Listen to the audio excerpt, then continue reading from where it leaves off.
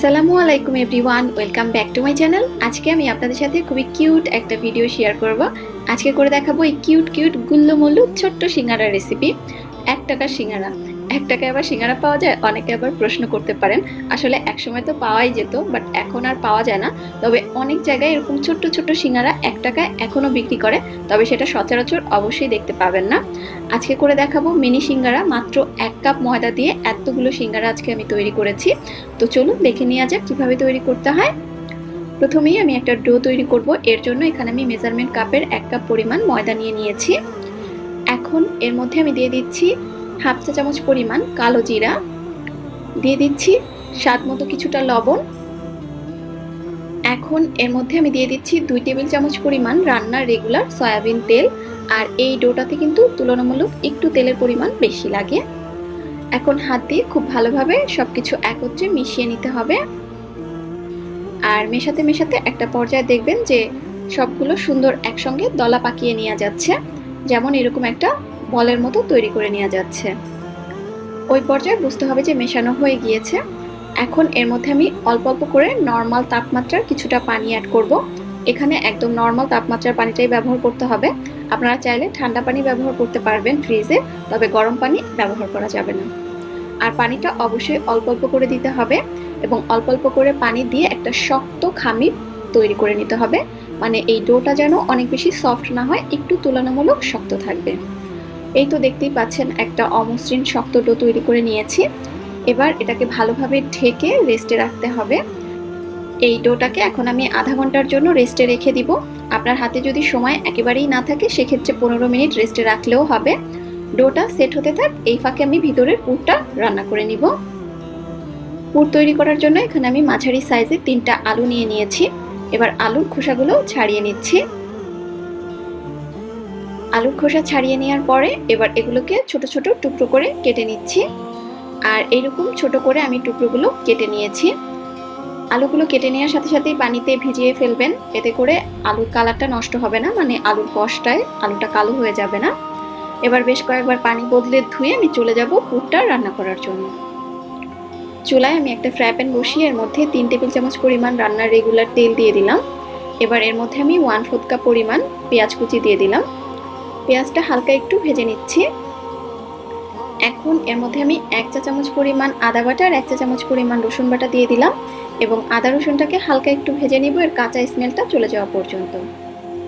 এবার এর মধ্যে আমি মাঝারি সাইজের একটা টমেটো কুচি দিয়ে দিলাম আর দিয়ে দিচ্ছি স্বাদ মতো কিছুটা লবণ। তবে টমেটো যদি হাতের কাছে না থাকে সেক্ষেত্রে না দিলেও হবে। এখন এর মধ্যে আমি হাফ চা চামচ পরিমাণ হলুদ গুঁড়ো, 1 চা চামচ পরিমাণ লাল মরিচের গুঁড়া আর 1 চা চামচ পরিমাণ জিরার গুঁড়া দিয়ে দিলাম। এবার মশলাটা হালকা একটু কষিয়ে নিচ্ছি। যেহেতু গুঁড়া মশলাটা খুব দ্রুত পুড়ে যায়, সেজন্য সামান্য একটু পানি দিয়ে তেলটা উঠে আসা পর্যন্ত মশলাটা ভালোভাবে কষিয়ে নিব। যখন এরকম তেলটা উপরে উঠে আসবে ওই পর্যায়ে সে আগে থেকে কেটে ধুয়ে রাখা আলুর টুকরোগুলো দিয়ে দিলাম এবং আলুর টুকরোগুলো দেওয়ার পরে মশলার সাথে ভালোভাবে মিনিট খানেক একটু কষিয়ে নিচ্ছি। আলুর টুকরোগুলো মশলার সাথে মিনিট খানেক কষিয়ে নেওয়ার পরে এর মধ্যে আমি হাফ কাপ পরিমাণ পানি দিয়ে দিচ্ছি। আলু সিদ্ধর জন্য আপনার যতটুকু পানির প্রয়োজন আপনি এখানে ব্যবহার করতে পারবেন।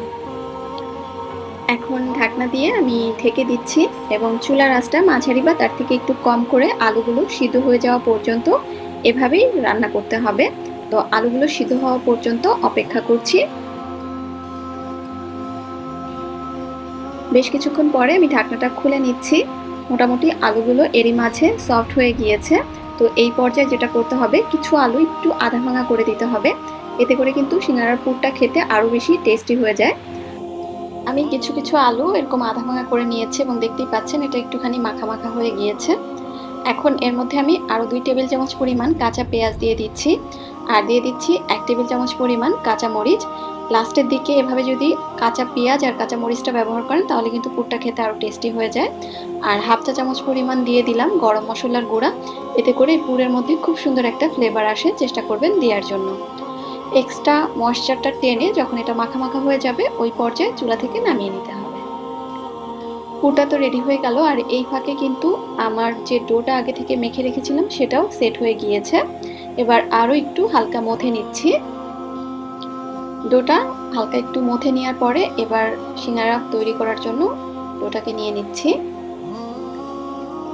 এখন প্রথমেই আমি এই ডোটাকে একটুখানি লম্বা করে রোল করে নিচ্ছি। এবার ছোট ছোট টুকরো করে আমি কেটে নিচ্ছি সিঙ্গারা তৈরি করার জন্য। এখানে একটা অংশ রেখে বাকি অংশগুলো সরিয়ে নিচ্ছি এবং এই বাটির মধ্যে বাকি অংশগুলো রেখে আবারও কাপড় দিয়ে ঢেকে রাখতে হবে যাতে করে উপরটা ড্রাই আউট না হয়ে যায়। এখন আমি সিঙ্গারা তৈরি করে নিব। এর জন্য প্রথমেই একটা রুটি বেলে নিচ্ছি, আর সিঙ্গারার রুটিটা একটুখানি লম্বাটে করে বেলে নিতে হবে এবং একটু তুলনামূলক মোটা করে বেলে নিতে হবে, মানে একেবারে পাতলা করে বেলতে যাবেন না।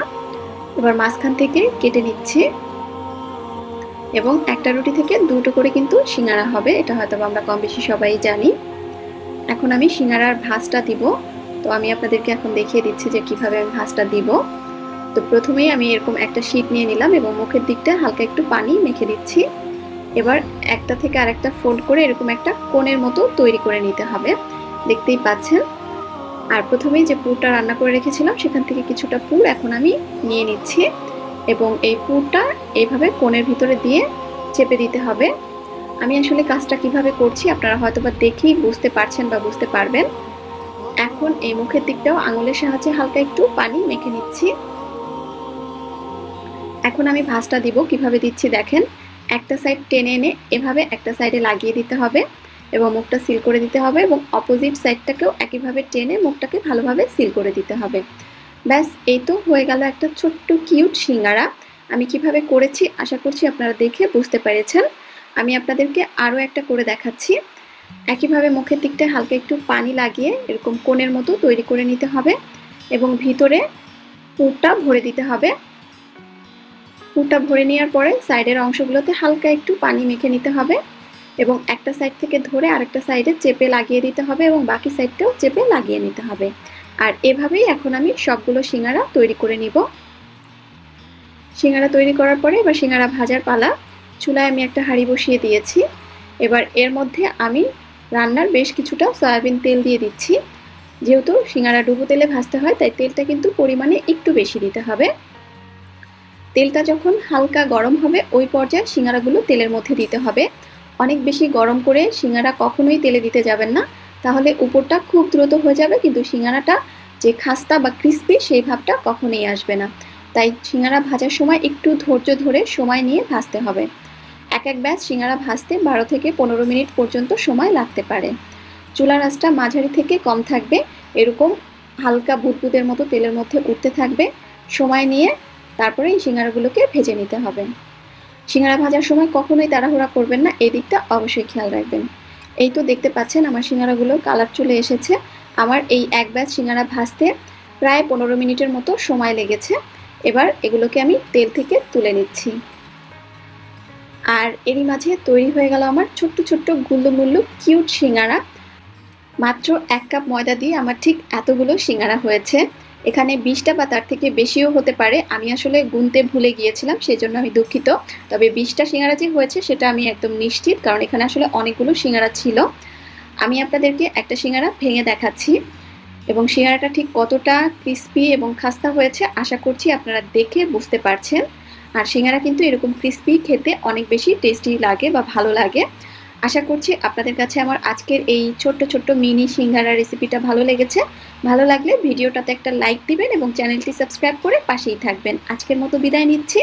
আল্লাহ হাফেজ।